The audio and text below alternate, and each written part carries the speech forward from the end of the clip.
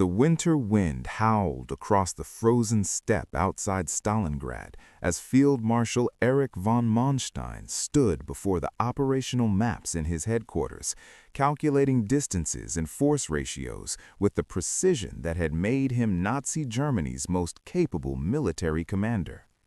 It was December 1942, and Manstein's hastily assembled Army Group Don had just launched Operation Winter Storm, the relief operation intended to break through Soviet lines and open a corridor to the trapped Sixth Army. His panzer divisions had fought to within 50 kilometers of the pocket, close enough that soldiers in Stalingrad could hear the artillery fire from the relief force, close enough that a coordinated breakout by the Sixth Army toward Manstein's advancing troops might succeed in extracting at least part of the 250,000 German and Allied soldiers surrounded in the city. But the order to break out never came. General Paulus, commanding the Sixth Army from within the pocket, had requested permission multiple times to abandon Stalingrad and fight his way westward to link up with Manstein's relief force. Each request had been denied by Adolf Hitler, who insisted that the Sixth Army hold its positions, that Stalingrad must not be surrendered, that relief would come to them rather than requiring them to retreat. Manstein had joined these appeals, had explained to Hitler that Winter Storm could reach the pocket but lacked the strength to hold open a corridor indefinitely, that the window for successful breakout was measured in days, if not hours, that failing to act immediately would doom the Sixth Army to destruction. Hitler's refusal was absolute and final. The Sixth Army would hold Stalingrad. No retreat, no breakout. They would be supplied by air until the relief force reached them, and then they would resume the offensive. This was not presented as one option among several, but as an unalterable decision that would not be reconsidered regardless of military circumstances or the pleas of Germany's most experienced commanders. Understanding why Hitler made this decision, why he chose to sacrifice an entire army rather than authorize a withdrawal that might have saved it, requires examining a complex intersection of military calculation, psychological factors, ideological commitments, and the poisonous dynamics of Nazi decision-making. The answer was not singular, but multiple, a convergence of factors that made the rational choice saving the Sixth Army through breakout impossible for Hitler to accept, even as that choice became increasingly obvious to everyone else. Even as that choice became increasingly obvious, the military situation at Stalingrad in late 1942 had developed through a series of strategic decisions that reflected Hitler's fundamental approach to warfare. The advance towards Stalingrad had been part of the 1942 summer offensive that was supposed to capture the Caucasus oil fields and simultaneously take the city that bore Stalin's name. This dual objective had divided German forces, weakening both thrusts, violating the military principle of concentration of force. But Hitler had insisted that both objectives could be achieved simultaneously, that his will and German military superiority would overcome logistical and operational limitations. When Soviet forces launched their counteroffensive on November 19, 1942, they attacked the Romanian armies protecting the flanks north and south of Stalingrad. These Allied forces, less well-equipped and less motivated than German troops, collapsed under the Soviet assault. Within days, Soviet pincers had met west of Stalingrad, encircling the Sixth Army and parts of the Fourth Panzer Army. Over 250,000 men were trapped in a pocket that was immediately cut off from ground supply. The initial German response had been confused and improvised. Some commanders, including Paulus himself, immediately recognized that the encirclement could only be broken by rapid action, that the Sixth Army should attack westward while the Soviet ring was still forming, that delay would allow the Soviets to consolidate their positions and make breakout progressively more difficult. But Hitler had forbidden any withdrawal, had insisted that the Sixth Army hold Stalingrad while relief forces were assembled. Hermann Göring's assurance that the Luftwaffe could supply the pocket by air was crucial to Hitler's decision. Göring, desperate to restore his prestige after the Luftwaffe's failures in the Battle of Britain and the growing Allied air superiority, promised that air transport could deliver 500 tons of supplies daily to the Sixth Army, the minimum necessary to maintain combat effectiveness. This promise gave Hitler a seemingly viable alternative to retreat. The Sixth Army could hold while being supplied by air until relief forces broke through. This promise was fantasy, as more realistic Luftwaffe officers like Hans Jesenek tried to explain. The transport aircraft required for such an airlift did not exist in sufficient numbers. The weather conditions over southern Russia in winter made flying unreliable. Soviet anti-aircraft defenses and fighter aircraft would exact heavy tolls on slow, vulnerable transport planes. The airfields within the pocket were limited and vulnerable to Soviet artillery. Even under ideal conditions, supplying 250,000 men by air across hundreds of kilometers of hostile territory was beyond German capabilities. But Göring's promise allowed Hitler to believe that the Sixth Army could survive indefinitely in Stalingrad, that the immediate crisis of encirclement could be managed through air supply while ground forces prepared a proper relief operation. This belief was reinforced by Hitler's fundamental mistrust of his generals, his conviction that they always exaggerated difficulties and underestimated what determination could achieve. His pattern of overriding military advice and being proven right during the early war years. The Luftwaffe's actual performance quickly revealed the impossibility of Göring's promise. On the best days, the airlift delivered perhaps 100 to 150 tons of supplies, far short of the 500 tons required. Weather frequently prevented any flights at all. Soviet anti-aircraft fire and fighter aircraft shot down transport aircraft at rates that could not be sustained. The supplies that did reach the pocket were often inappropriate.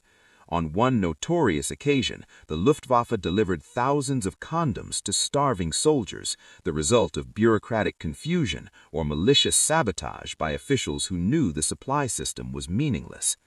As conditions in the pocket deteriorated through December, as soldiers began dying of starvation and cold, as ammunition and fuel stocks dwindled, the requests from Paulus for permission to break out became increasingly desperate. But Hitler's responses grew more emphatic in their refusal. The Sixth Army would hold. Stalingrad must not be surrendered. Relief was coming. Göring assured him the airlift would improve. Doubters were defeatists who lacked faith in Nazi socialist will. Manstein's Winter Storm Offensive, launched on December 12, 1942, represented Germany's last realistic chance to save the Sixth Army. Manstein had assembled powerful panzer formations, had concentrated forces that might have reached Stalingrad if the Sixth Army simultaneously attacked westward. The operation achieved initial success, advancing to within 50 kilometers of the pocket, despite fierce Soviet resistance. But 50 kilometers was still a significant distance, and Soviet forces were bringing up reinforcements, threatening to surround Manstein's relief force itself. This was the critical moment when the decision to authorize breakout might still have worked. Manstein sent urgent messages to Hitler, explaining that he could advance no farther, that his forces were being bled white by Soviet counterattacks, that the Sixth Army must break out immediately if any of it was to be saved. Paulus, receiving these appeals, added his own requests for authorization to abandon Stalingrad and fight westward. Hitler's refusal at this juncture was the death sentence for the Sixth Army. The military logic was clear to everyone except Hitler. Manstein could not reach Stalingrad without Sixth Army cooperation. The Sixth Army could not break out without Manstein's relief force to link with, but together they might accomplish what neither could achieve separately. Every day of delay made success less likely, Soviet strength greater, German forces weaker. The reasons for Hitler's refusal were multiple and mutually reinforcing. At the most superficial level, he had publicly declared that Stalingrad would never be surrendered, had made the city's capture central to German propaganda, had invested immense prestige in holding a city that bore Stalin's name. Authorizing withdrawal would mean admitting error, acknowledging that his promises had been wrong, accepting a propaganda defeat that would be exploited by enemies and might damage morale at home. More fundamentally, Hitler's entire strategic conception of the Eastern Campaign was premised on never voluntarily surrendering territory. His halt orders throughout the winter of 1941–42 had forbidden retreats, had insisted that German forces hold positions regardless of encirclement or tactical disadvantage. This policy had been validated in Hitler's mind by the fact that Army Group Center had survived the Soviet winter offensive without the catastrophic collapse that some generals had predicted. From this experience, Hitler concluded that his instinct to hold rather than retreat was correct, that generals who advocated withdrawal were weak and defeatist. Stalingrad represented a test of this principle. If he authorized the Sixth Army to abandon the city, he would be validating the arguments of generals who wanted more flexible defense, would be admitting that his no-retreat policy had limitations. The entire structure of command authority he had built, which subordinated military judgment to his personal decisions, depended on his being proven right when he overruled professional military advice. Authorizing breakout from Stalingrad would undermine that structure. There was also the question of what would happen if the breakout failed. If the Sixth Army attempted to fight westward and was destroyed in the attempt, having abandoned Stalingrad in the process, Hitler would bear obvious responsibility for ordering a withdrawal that ended in disaster. But if the Sixth Army remained in Stalingrad and was destroyed while holding its positions, the responsibility could be diffused.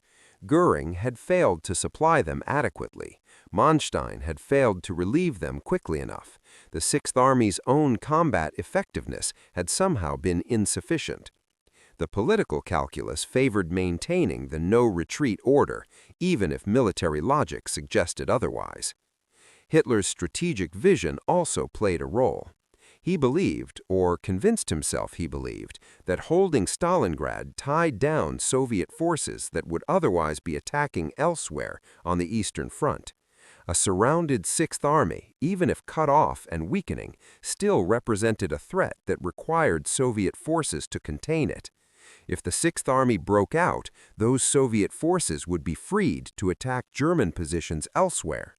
Better to have the Sixth Army destroyed in place while fixing Soviet forces than to have it destroyed in movement while freeing those forces for other operations. This logic was superficially plausible, but strategically bankrupt. Yes, Soviet forces were committed to reducing the Stalingrad pocket, but those forces were successfully containing and destroying an entire German army at acceptable cost to themselves. The Soviets were trading time and resources for the certain destruction of a major German formation, a trade that decisively favored them. Extracting the Sixth Army, even if only partially successful, would preserve forces that Germany could not replace, and would free German divisions from the pocket to fight elsewhere. But Hitler's calculus was not primarily about preserving German combat power for future operations. It was about demonstrating will, about refusing to accept defeat, about showing that National Socialist determination could overcome material circumstances.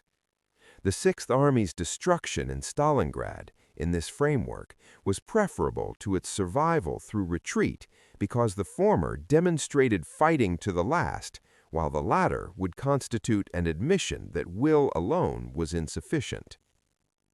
Paulus himself was caught between military necessity and personal loyalty. He was a careful, methodical officer who had served as a staff planner for much of his career, not a field commander known for bold initiative. His appointment to command the Sixth Army had been based partly on his administrative competence and partly on his perceived reliability in following orders. Now, facing the destruction of his army, Paulus found himself unable to break free from the habits of obedience that had defined his career. Paulus could have ordered the breakout on his own authority, could have disobeyed Hitler's explicit commands in order to save his army. Several subordinate commanders urged him to do exactly this, arguing that the situation justified insubordination, that military necessity overrode political considerations. But Paulus, shaped by Prussian military tradition and Nazi-era emphasis on loyalty to the Führer, could not bring himself to act independently against explicit orders from the supreme commander. His decision to obey rather than rebel was not merely personal weakness, though weakness played a role. It reflected the systematic destruction of command initiative that characterized Nazi military culture. Hitler had spent years removing independent-minded generals, promoting officers who prioritized obedience, creating an atmosphere where following orders was valued more highly than operational success. Paulus was a product of this system, selected partly because he could be relied upon to obey, even when obedience meant catastrophe. The failure of the Winter Storm Offensive, as Soviet reinforcements overwhelmed Manstein's exhausted panzer divisions and forced them to retreat to avoid encirclement themselves, eliminated any realistic chance of relieving Stalingrad from outside. By late December, the strategic situation had become clear. The Sixth Army would either break out on its own, accepting heavy losses but preserving some forces, or it would be slowly destroyed in place as supplies ran out and Soviet pressure mounted. Hitler chose the latter, though he never acknowledged it as a choice. He continued speaking of the Sixth Army as though relief were possible, as though the airlift would eventually succeed, as though determination alone would enable them to hold until the strategic situation changed. His delusions were enabled by the sycophants around him who reinforced his beliefs, and by the systematic exclusion from his presence of anyone who might force him to confront reality. General Kurt Zeitzler, the Army Chief of Staff, made one final dramatic attempt to convey the Sixth Army's condition to Hitler. He reduced his own rations to match what Sixth Army soldiers were receiving, lost significant weight, and appeared at conferences looking gaunt to physically demonstrate what starvation meant. Hitler's response was not compassion or reconsideration, but annoyance at the theatrical gesture. The Sixth Army's suffering was abstract to him, a statistic rather than a human reality, and Zeitzler's attempt to make it concrete merely irritated him. By January 1943, the Sixth Army was dying. Soldiers were starving on rations that had been reduced to 200 calories per day. They were freezing in temperatures that reached -30 degrees Celsius. They were dying of wounds that would have been survivable with proper medical care, of diseases that spread through the weakened troops. The perimeter was contracting as Soviet attacks compressed the pocket, eliminating the airfields that had allowed even the inadequate airlift to function. On January 8th, the Soviets offered surrender terms, guaranteed safety, adequate food and medical care, return to Germany after the war. Paulus forwarded this offer to Hitler with a request for permission to accept. Hitler's response was to promote Paulus to Field Marshal, a gesture that carried implicit meaning. No German Field Marshal had ever surrendered. Hitler expected Paulus to commit suicide rather than accept the Soviet offer, to choose death with honor over the humiliation of captivity. But the soldiers of the Sixth Army were not abstractions or symbols. There were hundreds of thousands of men who had fought for months in the ruins of Stalingrad, who had endured hardships that exceeded human endurance, who had been promised relief that never came, and supplied by an airlift that failed. As Soviet forces split the pocket and compressed the remnants into smaller areas, as organized resistance became impossible, Units began surrendering despite Hitler's orders to fight to the last. Paulus himself surrendered on January 31, 1943, choosing captivity over suicide, disappointing Hitler's expectations one final time. The northern pocket under General Strecker held out until February 2nd before it too surrendered. Of the 250,000 men encircled in November, approximately 90,000 entered Soviet captivity. The rest had died of combat, starvation, disease, or cold. Of those who surrendered, only about 6,000 would survive Soviet captivity and eventually return to Germany. The destruction of the Sixth Army at Stalingrad was the single greatest German defeat of the war to that point, exceeding even the disasters that would later befall Germany on multiple fronts. It eliminated one of the Wehrmacht's premier formations, veterans of the campaigns in Poland, France, and the Soviet Union. It demonstrated that German forces could be defeated not just tactically, but strategically, that the Wehrmacht was not invincible, that the tide of war had turned. Hitler's refusal to save the Sixth Army when salvation was still possible, during that critical period in December when Manstein's relief force stood within reach and breakout remained feasible, ensured this catastrophe. The decision was not made from military necessity, but from a complex of psychological, ideological, and political factors that made retreat unacceptable regardless of consequences. It reflected Hitler's fundamental approach to warfare, his prioritization of will over material reality, his inability to acknowledge error or adjust strategy based on changing circumstances. The generals who survived Stalingrad, who had watched the catastrophe unfold while their appeals for authorization to save the army were rejected, learned lessons that some would remember during the war's remaining years. They learned that Hitler would sacrifice armies for symbolic objectives, that his orders could lead to destruction, that obeying him might mean participating in pointless catastrophes. Some would internalize these lessons and begin quietly and carefully to find ways to work around the most suicidal directives. Others would continue obeying until Germany's final collapse, trapped by oath and fear and institutional inertia. But for the soldiers of the Sixth Army, freezing and starving in Stalingrad's ruins, the lessons came too late. They had been sacrificed not for military necessity, but for Hitler's unwillingness to admit error, to authorize retreat, to value their lives more than his ego and ideology.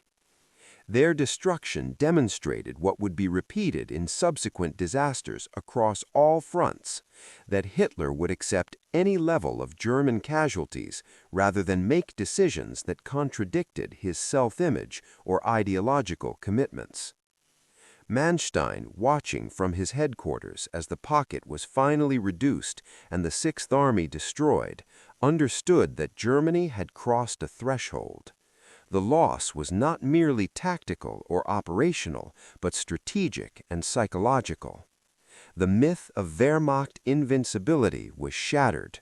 The Soviet Union had demonstrated it could not only resist, but destroy major German formations.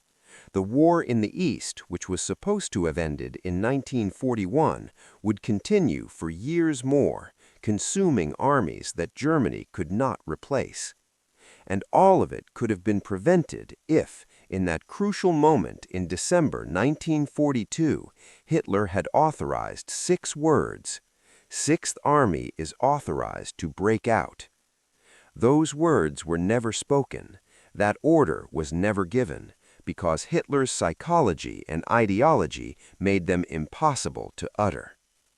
The 250,000 men who died in Stalingrad and Soviet captivity paid the price for that impossibility, sacrificed not to military necessity, but to one man's refusal to admit he had been